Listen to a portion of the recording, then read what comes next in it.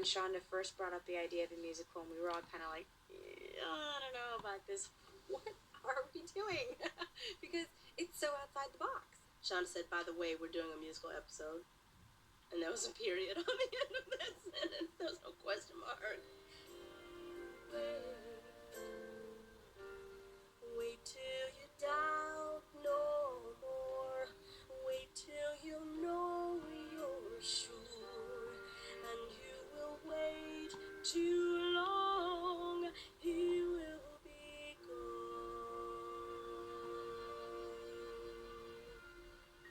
In the first season of Grey's, I mean, I think it was, we were making the pilot. Totally. I started talking about wanting to do a musical episode of the show, and, you know, a million things happened. This season, it started to feel like this was the right season. I'd found the right story. We sort of had everything right, and we had sort of had all of our musical ducks lined up in a row, and it felt like the right season to do it. The challenge was really getting everybody in the cast not only comfortable with singing, but comfortable with the idea of doing the musical. And until we knew what the story was, and until we knew how we were going to tell it, and how the music was going to work in there, it was a hard sell. You know, I went to the network and I said we want to do a musical episode, and they pretty much said no. So then I felt like the next best thing to do would be to show them how we would do a musical episode. So I went to Chandra Wilson and Sada Ramirez and Kevin McKidd, and I said, can you help me? And together with Tony Phelan, who's one of our writers and executive producers, who also ended up directing the episode, we gathered all the studio network executives in the rehearsal hall on a Saturday morning, and we threw them a concert. We pulled back to find Callie, standing in the street, watching this, watching herself in the car, watching herself be pulled from the car with the draws of life, watching Arizona. And then she begins to sing softly to herself. Nobody knows where we might end up. Nobody knows. And then Callie turns and heads away down the street. And we put on a pretty amazing morning for the executives. And when it was done, it was very clear that there was no way they could say no. We discussed a lot was what kind of music would we use, and would we be writing songs, and you and Sada actually came up with this idea of using the songs that were most important to Grey's. It was Sada's idea to use songs that we, you know, she said, why don't we sing the songs that Grey's has made famous? It was really exciting, the prospect of kind of taking these songs that the fans love, taking these songs that the fans so deeply connect with Grey's Anatomy and the characters and the scenes in which they were used, and then being interpreted by characters, you know. I just thought that would be really, really neat. She said that everything sort of crystallized for me. I knew exactly which songs we were going to use. I knew exactly what order we were going to use them in. I knew how it was all going to work. Come down, get straight. It's definitely a challenge, even though a musical. It's a challenge to make the songs feel real for the character. What we're doing is not just singing and dancing down the hallways and, you know, that kind of stuff. This is really different, and this is really moving, and it's emotional, and it's intense, and it's great. Turn me inside out, upside down. You're cool with where it's going? I'm cool with where it's going, yeah. We were obviously looking for a music director, and we knew that we needed somebody who was going to be able to do orchestrations for these songs, who was comfortable working with actors and non-singers. And Chris had worked on the Scrubs musical, and so we brought Chris in for an interview and knew in the first 2 minutes that he was the person to do it. Here we go. There you go. Yo.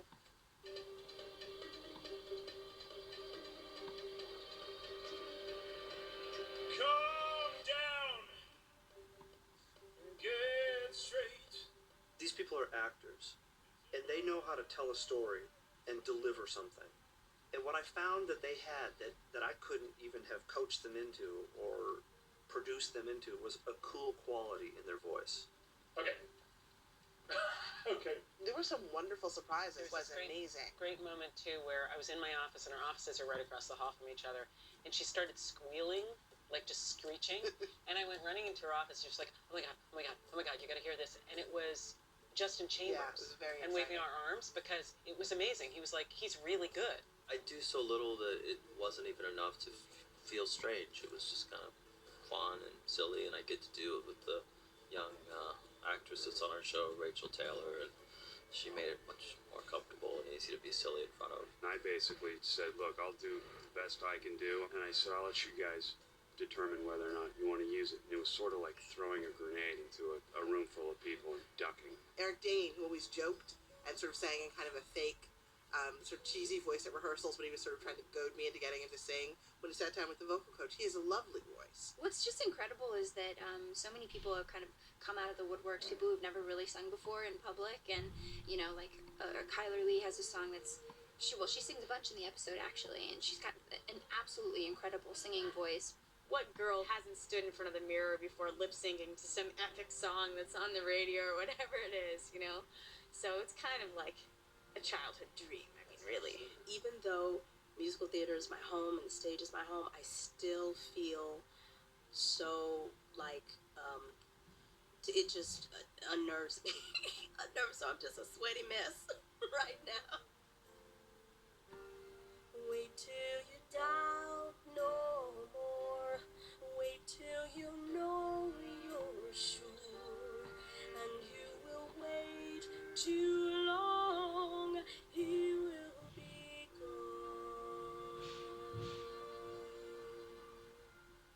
Yeah, we got it. Shonda really wanted us to have tracks to be able to be played at our table read, and they knocked it out in 3.5 days, I think it was. They got 10 songs basically done, and we were able to present them at the table read. You know, one, everybody didn't know the whole story of the show, which was interesting. Some of the actors had never read the script before. Some had, some hadn't. And two, I was just nervous about how it was all going to come together and how they were going to receive it. Because frankly, you know, I'd written it for, you know, it's my dream to do a musical episode, but I'd written it and I wanted them to be proud of it and excited too. So I really, for the first time in years, was like shaking at a table read. A word about reading this. It's all timed out.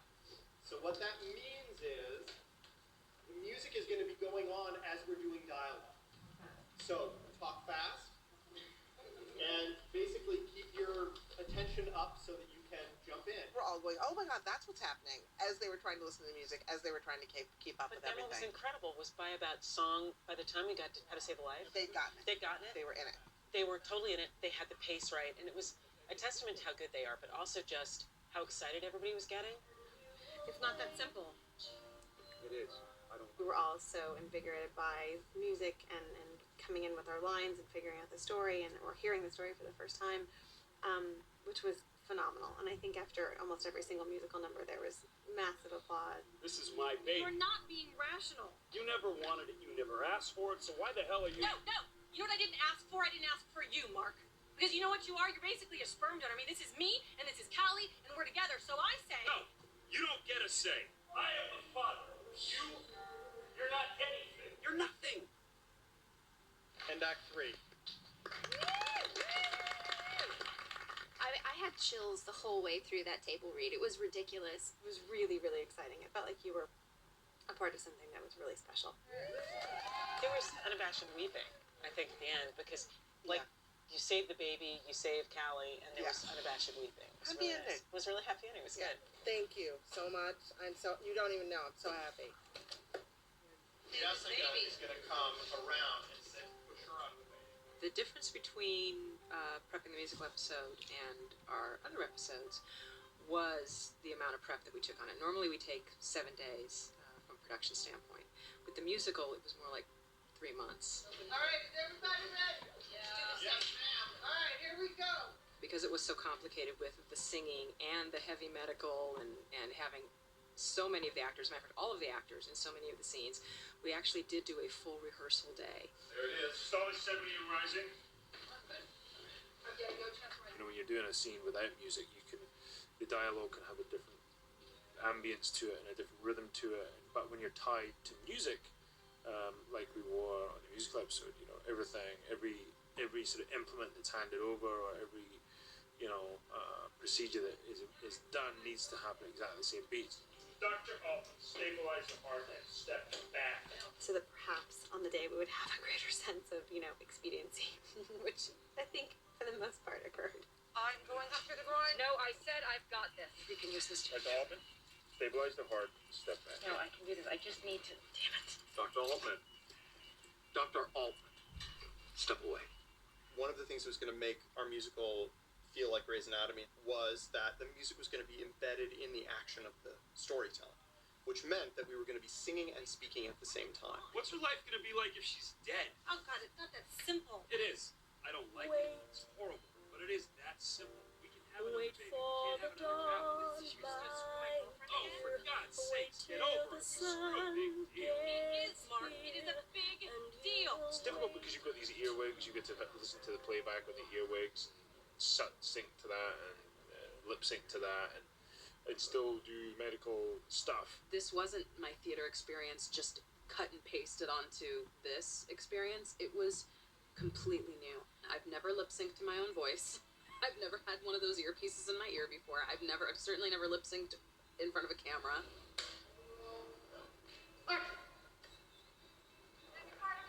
Tony's been a writer on Grey's Anatomy since season 2. He and his wife Joan are a writing team.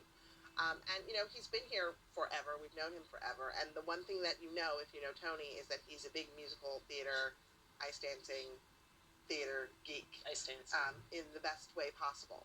The fact that Tony and Shonda collaborated on creating a musical episode for Grey's Anatomy and introducing a whole new format was really exciting to me. And I think a lot of people were scared and nervous, and for all the obvious reasons, oh, we're going to be compared to this show, that show.